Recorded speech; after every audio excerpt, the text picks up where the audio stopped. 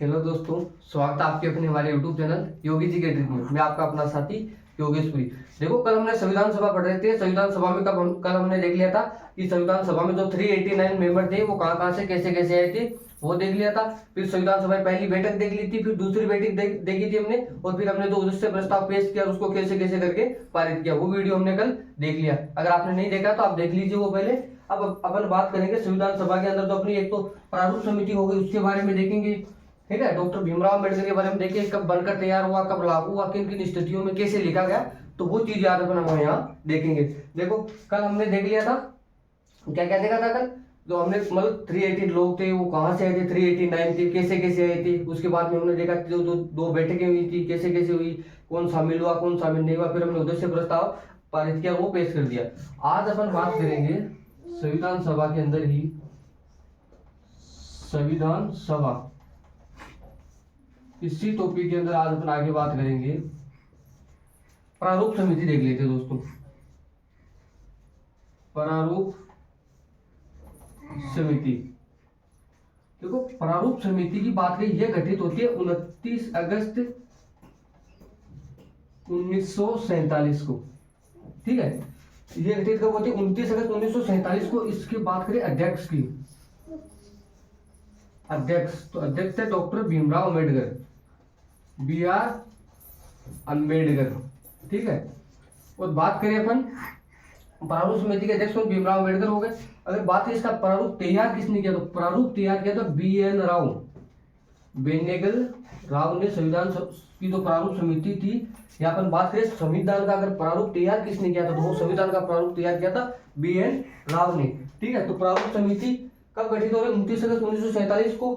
अध्यक्ष कौन है, डॉक्टर भीमराव अम्बेडकर, और उसके प्रारूप तैयार किसने किया था, BN राव ने। अब अपन बात करेंगे कि इसमें कितने मेंबर थे, तो इसमें सर 7 मेंबर थे, 7 लोग थे इसमें 7 लोग थे। ठीक है, तो अपने ये प्रारूप समिति देखिए। प्रारूप समिति ध्यान में रखना, गठित कब हो रही, 29 अगस्त 1947 को। प्रारूप समिति के अध्यक्ष कौन है, डॉक्टर भीमराव अम्बेडकर। प्रारूप तैयार किसने किया था, बेनेगल राव ने। और इसकी बात करें कितने लोग थे इसमें, तो 7 लोग थे। तो प्रारूप समिति की अगर अन्य नाम की अगर बात करें, इस प्रारूप समिति को अपन कह सकते हैं ड्राफ्टिंग कमेटी, ड्राफ्टिंग कमेटी कह दो। इसी को अपन पांडुलेखन समिति भी कह सकते हैं, पांडुलेखन समिति। ठीक है, तो प्रारूप समिति का अन्य नाम क्या होगा, ड्राफ्टिंग कमेटी हो गया, पांडुलेखन समिति हो गया। 29 अगस्त 1947 को गठित होती है। अध्यक्ष डॉक्टर भीमराव अम्बेडकर है। प्रारूप तैयार किया था बेनेगल राव ने, और कितने मेंबर थे उसमें, 7 मेंबर थे। अब देखो अपन बात करेंगे थोड़ा भीमराव अम्बेडकर के बारे में देख लेते हैं। अगर बात करें कि संविधान, देखो ये एक बहुत बड़े हमारे सौभाग्य की बात है कि ये एक महान जाति से थे डॉक्टर भीमराव अम्बेडकर।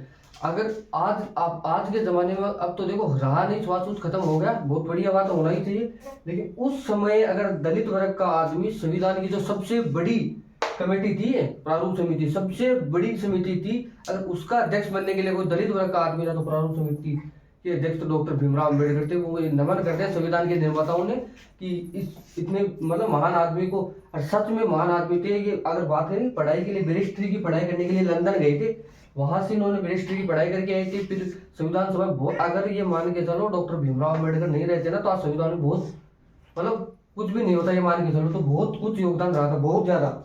ठीक है, इन्हीं को संविधान का जनक कहा जाता है, KV राव ने संविधान की जननी कहा है। वो चीज अपन आगे देखते हैं, बात करेंगे अपन डॉक्टर भीमराव अम्बेडकर।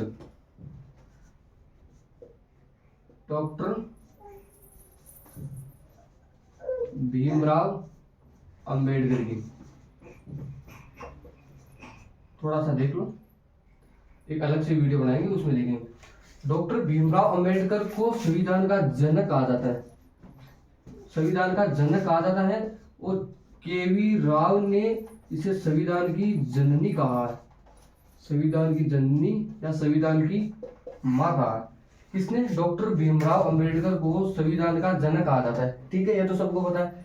KV राव ने संविधान की जननी कहा डॉक्टर भीमराव अम्बेडकर को। बात करते हैं डॉक्टर भीमराव अम्बेडकर की, तो ये अगर एक इनके लिए दुर्भाग्य की बात है कि ये बंबई से इलेक्शन लड़ते हैं। ठीक है, ये बंबई से चुनाव लड़ते हैं और बंबई की सीट से ये हार जाते हैं। बम्बई की सीट से हारने के बाद देखो इन्होंने हार नहीं मानी, इन्हें सोचा था कि संजौली में देश में कुछ अच्छा करके जाना है, तो ये यहाँ से हार जाते। यहाँ से हारने के बाद थोड़ा सा किस्सा है, 2 मिनट का देख लेना, क्योंकि किताबों में लिखा हुआ नहीं मिलता है। तो ये बम्बई की सीट से हार जाते हैं। बम्बई की सीट से हारने के बाद क्या करते हैं, पूर्वी बंगाल में जाते हैं।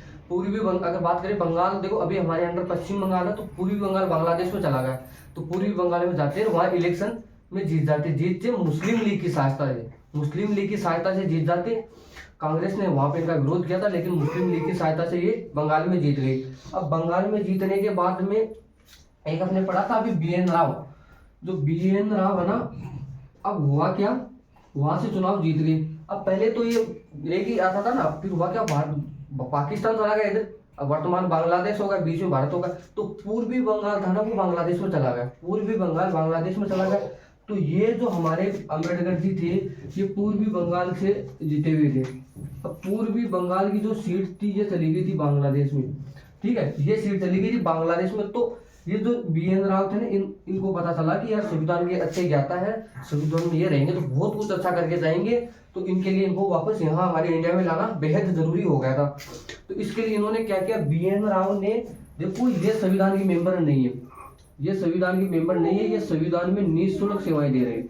ये एक IPS अधिकारी है BN राव, ठीक है, ये एक क्या है IPS अधिकारी, ठीक है, ये IPS अधिकारी है BN राव, ये निःशुल्क सेवाएं दे रहे। इन्होंने क्या किया, इनको पता चला कि पूर्वी बंगाल में अम्बेडकर जी है, वो तो पूर्वी बंगाल में, पूर्वी बंगाल गया बांग्लादेश में, तो इन्होंने ये बात बताई इनकी बारे में कि यार इलेक्शन में इनको अच्छा, मतलब राजनीति के बारे में अच्छा नॉलेज है, तो आप एक काम करो, इनको हमारे इंडिया में लेके आओ।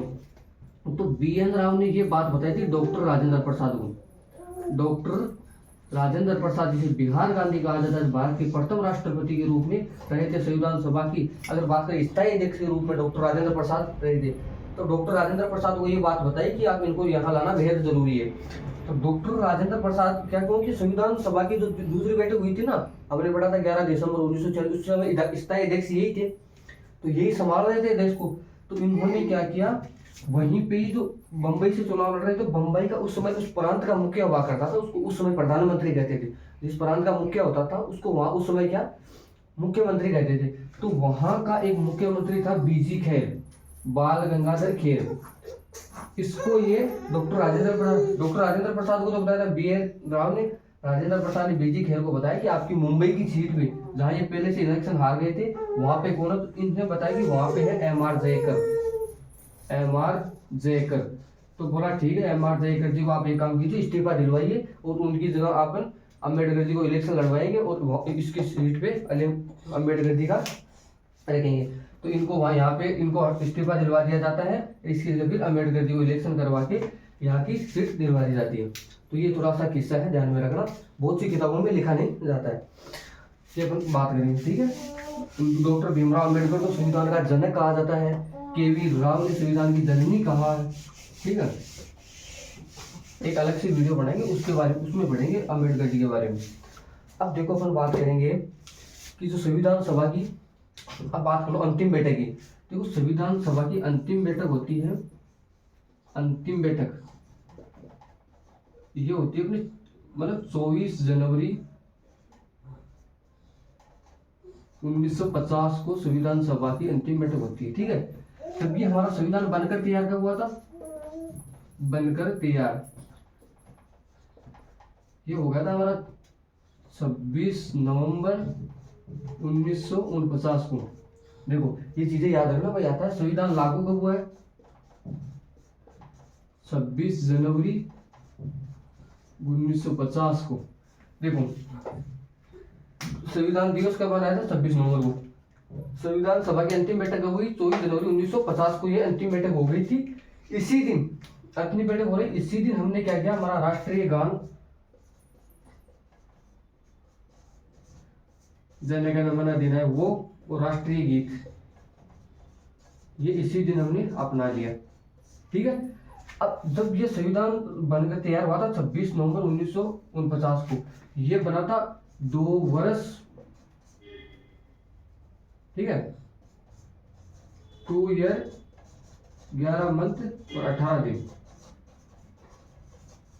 ठीक है। 2 वर्ष 11 माह 18 दिन में हमारा संविधान बनकर तैयार हुआ था। इसी दिन हमने 16 आर्टिकल्स को फॉलो किया, 16 अनुच्छेद को हमने लागू कर दिया। इसी दिन कितने 16 अनुच्छेद को हमने लागू कर दिया, 16 अनुच्छेद इसी दिन फॉलो कर दिए। कौन कौन से थे 16 के अंदर अगर बात कर लें, देखो नागरिकता से संबंधित है, जैसे 5 हो गया, 6 हो गया, 7 हो गया और 8 हो गया। नागरिकता से संबंधित है अनुच्छेद 60 जो राष्ट्रपति की शपथ से संबंधित है। अनुच्छेद 324 चुनाव आयोग से संबंधित है। बात करें 388, 87, 391, 92, 93, 94, ऐसे करके इस दिन 16 आर्टिकल फॉलो कर दिए और बाकी के जो आर्टिकल थे ना 395 टोटल को लेके फिर 26 जनवरी को हमने फॉलो कर दिया था। ऐसे करके हमने अब बात करें संविधान दिवस मनाया जाता है 26 नवंबर को। इसी दिन क्या मनाया जाता है संविधान दिवस। भाई यहाँ से क्वेश्चन बनता है देख लेना, ठीक है। अंतिम बैठक कब हो रही है 24 जनवरी 1950 को। इसी दिन राष्ट्रीय गान और राष्ट्रीय गीत अपनाया गया था, बनकर तैयार हो गया था। 26 नवंबर 1949 को हमारा संविधान 2 वर्ष 11 माह 18 दिन में बना था। 16 अनुच्छेद इस दिन फॉलो कर दिए हमने। 15+1 15 थे, कुछ किधर लिखे जाते हैं, एक 394 भी लिखा हो तो वो भी 16 करेंगे यहाँ पे, ठीक है। संविधान दिवस मनाया जाता है 26 नवंबर को। संविधान लागू हुआ था 26 जनवरी 1950 को। अपन बात करें 26 जनवरी को हम मनाते हैं, 26 जनवरी को हम मनाते हैं गणतंत्र दिवस, गणतंत्र दिवस। और बात करते हैं हम 15 अगस्त को मनाते हैं, 15 अगस्त को स्वतंत्र दिवस, ठीक है। तो ये देख लेना इंपॉर्टेंट फैक्ट है कुछ, यहाँ से क्वेश्चन डायरेक्टली आ जाते हैं, ठीक है। अंतिम बैठक 24 जनवरी 1950 को हो गई, बनकर तैयार 26 नवंबर 1949 को हुआ, लागू 26 जनवरी 1950 को हो गया, ठीक है। 26 जनवरी को गणतंत्र और 15 अगस्त को स्वतंत्रता दिवस मनाया जाता है। अब अपन देखो बात कर लेते थोड़ी सी संविधान को कैसे कैसे लिखा गया, वो बात कर लेते कैसे लिखा गया, कहाँ है क्या है। देखो संविधान को अगर बात करें लिखने का काम, तो संविधान देखो ऐसे लिखा गया है, मान के चलो थोड़ा सा बता दूं स्ट्रक्चर। ये इस पेज में संविधान ऐसे लिखा गया है, ठीक है। ऐसे करके ऐसे लिखा गया संविधान अपना, ठीक है। अब इसमें डिजाइने लगा गई, जैसे ऐसे ले लो, ऐसे ले लो, कैसे मान लो हर प्रकार की डिजाइन दी गई है इसमें। इतना हमें तो थोड़ा सा हैंडीक्राफ्ट आता नहीं है, बट बता देता हूँ। ऐसे करके इसमें डिजाइन दी गई। इसको लिखने का काम पंडित जवाहरलाल नेहरू, पंडित जवाहरलाल नेहरू, पंडित जवाहरलाल नेहरू क्या करते हैं, पूछते हैं कि किससे लिखवाना है क्या है, तो ये खोज करते हैं। तो कुछ लोग बताते हैं कि यार एक नंदलाल बोस और एक प्रेम बिहारी नारायण रायदादा, कौन कौन थे, 2 बंदे थे। एक का तो नाम था प्रेम बिहारी नारायण रायदादा और दूसरा था नंदलाल बोस, नंदलाल बोस। ये 2 लोग संविधान को लिखने का काम करते हैं। पंडित जवाहरलाल नेहरू इनको बोलते हैं कि आप क्या लोगे संविधान लिखने का, तो ये रायदादा जी बोलते हैं, प्रेम बिहारी नारायण रायदादा और नंदलाल बोस, कि हमें कुछ भी नहीं चाहिए, हर पन्ने में हमारा नाम दिलवा देना। तो इस शर्त पे इनका हर पन्ने में नाम होता है। तो संविधान के अंतिम पेज में अगर बात किया जाए तो ये इनके जो दादाजी प्लस प्रेम बिहारी नारायण रायदादा का नाम है, इटालिक शैली में लिखा गया है, इटालिक शैली में, ठीक है। इटालिक शैली में लिखा गया है हमारा संविधान। तो ऐसे करें, किसने लिखवाया, पंडित जवाहरलाल नेहरू ने। किससे लिखवाया, प्रेम बिहारी नारायण रायदादा से, नंदलाल बोस से। दोस्तों ये जानकारी नहीं मिलती हर किताब में, तो ये ध्यान में दे लेना।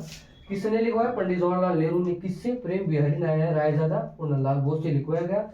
अभी वर्तमान में कहाँ है, वर्तमान में है हमारी संसद में, हमारी संसद के अंदर रखा गया है। हीलियम के जो होते हैं ना, हीलियम उसके अंदर डाल के उसमें कपड़े से पलट के रखा हुआ है, संसद के अंदर है, ठीक है। और वैसे ग्वालियर के वहीं पे भी है, लेकिन वो मूल कॉपी नहीं है। अगर बात करें ओरिजिनल कॉपी हमारे संसद में रखी गई है। ये था दोस्तों, कैसा लगा हमारा संविधान सभा का वीडियो। दोस्तों अपना जो प्यार दिया बहुत अच्छा लगा, आप ऐसे ही प्यार बनाए रखना, और जैसे वीडियो को लाइक शेयर और कमेंट करना और सब्सक्राइब जरूर करना, और अगले वाले वीडियो कमेंट करके बताना कि वीडियो किस पे बनाया जाए, और अगर अच्छा लगे तो लाइक शेयर सब्सक्राइब जरूर करना, ठीक है दोस्तों। इतना ही कहूँगा। और बढ़िया, पिछले वाले वीडियो में आपने बहुत अच्छा रिस्पॉन्स कहा, ऐसे अपना प्यार बना रहेगा तो बढ़िया। अब देखते हैं अगला वाला वीडियो अपन किस पे कमेंट करोगे, उसी पे बना देंगे। Thank you.